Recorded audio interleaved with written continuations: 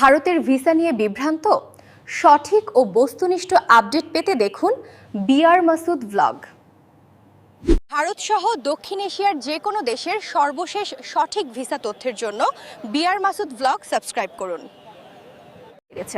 সাম্প্রতিক সময়ে ভিসা সংক্রান্ত অনেক বিভ্রান্তিকর তথ্য অনলাইনে ছড়ানো হচ্ছে, যার ফলে অনেক মানুষ ভুল সিদ্ধান্ত নেওয়ার পরে সমস্যায় পড়ে। আসসালামু আলাইকুম ওয়া রাহমাতুল্লাহ।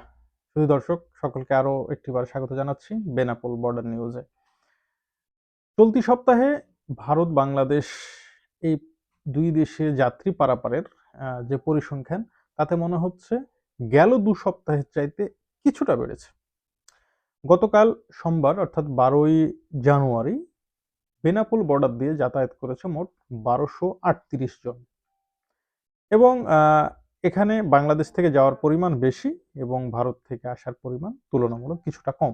ভারতের ভিসার সর্বশেষ তথ্য জানতে বিআর মাসুদ ব্লগ চ্যানেলটি সাবস্ক্রাইব করুন এবং পাশে থাকা বেল আইকনটি চালু রাখুন। তো এখন সর্বশেষ অবস্থা হচ্ছে যে কি পরিমাণে মানুষ এখন ভারতের ইমিগ্রেশনে হয়রানির শিকার হচ্ছে। আসলে বিগত সময়ে যে পরিমাণে হয়রানিটা হয়েছে, এই লাস্ট এক সপ্তাহের যদি একটা টানি, তাহলে দেখব তুলনামূলক কম হয়েছে। কারণ ইতিপূর্বে ভ্যালিড সকল পেপারস থাকার পরেও নাজেহাল হতে হয়েছে। তবে চলতি সপ্তাহে এরকম ঘটনা খুব কম ঘটেছে, যেটা একটা পজিটিভ দিক বলা যেতে পারে। তবে রিফিউজড কিছু হয়েছে, একেবারে যে হয়নি বিষয়টা তেমন না। আর এই যে সমস্ত রিফিউজগুলো হয়েছে, এই সমস্ত রিফিউজের পিছনে কিছু যুক্তিযুক্ত কারণও আছে। অর্থাৎ যে সমস্ত রিফিউজগুলো হচ্ছে, এই সমস্ত রিফিউজের আজকে একটা কারণ বের করলাম। তার মধ্যে ম্যাক্সিমামই হচ্ছে যারা ফলস ইনফরমেশন দিয়ে গিয়েছে, তারা একেবারে ধরা খেয়েছে। বিশেষত ১ নম্বরে তাদের মেডিকেলের কাগজ কোনো ঠিক নাই। অনেকেই আছে বাংলাদেশ থেকে যে সমস্ত কাগজপত্রগুলো তারা করেছে, সেই সমস্ত কাগজপত্রগুলো দিয়ে দেখা যাচ্ছে ভারতের ইনভাইটেশন লেটার আয়ুষ থেকে এটা করে নিয়েছে। পরবর্তীতে বাংলাদেশি ডাক্তারের কাগজপত্রগুলো সাথে নেওয়ারও প্রয়োজন বোধ করে। আবার রেগুলারই কিছু জিজ্ঞাসাবাদের ক্ষেত্রে যাদেরকে সন্দেহ করা হয়েছে, তারা ঠিকঠাক উত্তর দিতে না পারার কারণে তাদেরকেও রিজেক্ট করা হয়েছে। এবং এই সপ্তাহে যে সমস্ত বিষয়গুলোকে আইডেন্টিফাই করা হয়েছে, তার মধ্যে এটা ছিল অন্যতম, যে মেডিকেল পেপারসে ঠিক নাই। এবং আরো একটা সমস্যা হচ্ছে, যারা সাথে করে একজন অ্যাটেন্ডেন্ট নিয়ে গেছে, এই অ্যাটেন্ডেন্ট সমস্যা। অনেকেই আছে ইয়াং পিপুল, ইয়াং গাইস, একজন হচ্ছে অসুস্থ ব্যক্তি আর একজন হচ্ছে অ্যাটেন্ডেন্ট। দুইজনের কারো মধ্যেই কিন্তু অসুস্থতার কোনো লক্ষণ নেই, বা দুজনের কেউ কিন্তু রক্ত সম্পর্কে আত্মীয় না। তারা উভয়ই দেখা যাচ্ছে একটা এগ্রিমেন্ট করেছে আদালত থেকে, একটা এফিডেভিট করে তারপর তারা যাওয়ার চেষ্টা করেছে। অর্থাৎ বুঝতেই পারছেন, এটা হচ্ছে খুব ইজি ব্যাপার যে তারা ডাবল এন্ট্রি ভিসায় হয়তো বা ভারতের দিল্লিতে কোনো এম্বাসি ফেস করতে যাচ্ছিল। এই সমস্ত কারণে তারা এই ধরনের প্রবলেম পড়েছে। তো ডাবল এন্ট্রি ভিসার জন্য যারা এই মুহূর্তে দৌড়াদৌড়ি করছেন, তাদেরকে বলবো যে ডাবল এন্ট্রি ভিসা যদি না পান, সত্যি কথা বলতে ডাবল এন্ট্রি ভিসা কিন্তু ভারত এখন দিচ্ছে না। যদিও বা আনুষ্ঠানিকভাবে কোনো কিছু বলেনি, তবে ডাবল এন্ট্রি ভিসা একেবারে কমপ্লিট বন্ধই। যেখানে ২-১টা দেয় সেটাকে আর দেওয়া বলা যায় না। তো ডাবল এন্ট্রি ভিসা কিন্তু কমপ্লিট বন্ধ।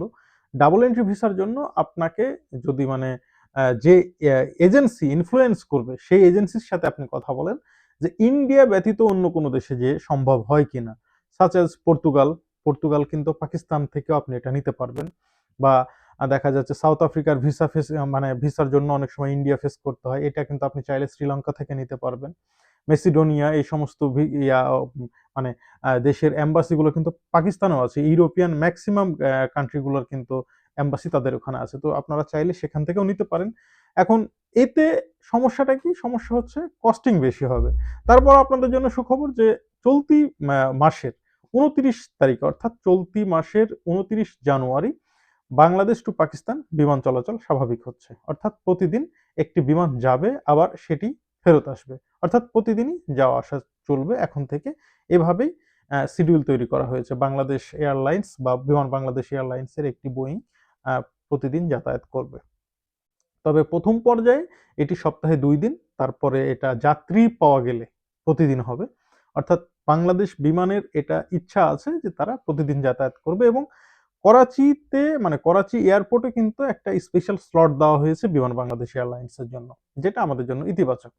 তো ইতিপূর্বে আমরা যে ধরনের প্রবলেমগুলো ফেস করতাম, তো এখন হয়তো কিছুটা হয়তোবা কমবে। তবে এটা আর একটা পজিটিভ দিক যে হয়রানির পরিমাণটা কিছুটা কমেছে।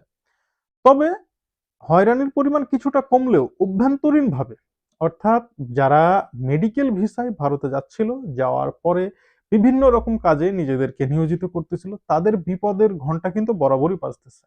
বিভিন্ন জায়গা থেকে বিভিন্ন রকম খবর আসে, হয়তোবা কোনোটা সত্য, হয়তোবা কোনোটা আংশিক সত্য। তবে বাস্তবতার নিরিখে এইটুকু বলতে হবে যে বাংলাদেশ থেকে যারা ভারতে যাচ্ছে তাদের জন্য বৈধ কাগজপত্র নিয়ে মেডিকেল ভিসা ফেস করা ছাড়া অন্য কোনো কিছু ফেস করতে গেলে বিপদ যে কোনো সময় হতে পারে।